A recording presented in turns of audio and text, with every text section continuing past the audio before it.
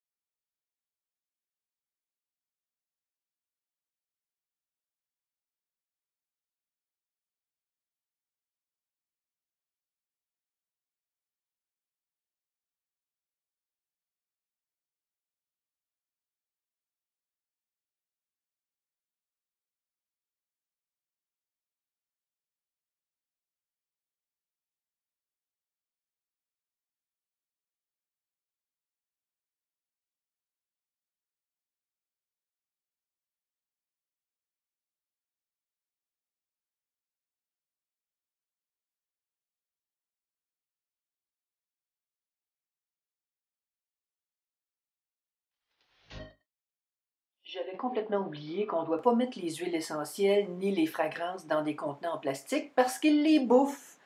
Donc, j'ai perdu cette dose de fragrance-là qui est toute sur mon comptoir.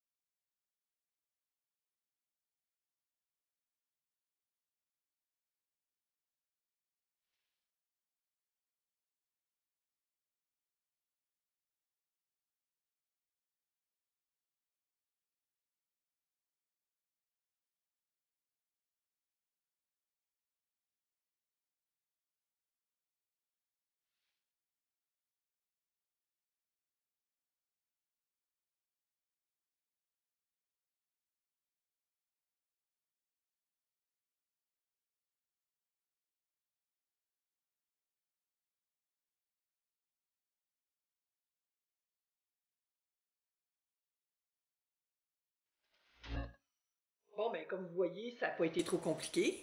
Hein, c'est vraiment, tout est dans le calcul, la précision. Plus vous allez être précis avant de commencer votre recette, plus vous allez être relax, puis ça va bien aller. Parce que on a tout le temps, il faut prévoir au moins 5 heures pour ça, là. Donc, écoutez, maintenant, je veux vraiment, vraiment vous remercier d'être là, de regarder mes vidéos. Je l'apprécie, ça m'aide. Vos commentaires sont incroyables. Je me sens choyée, chérie et aimée.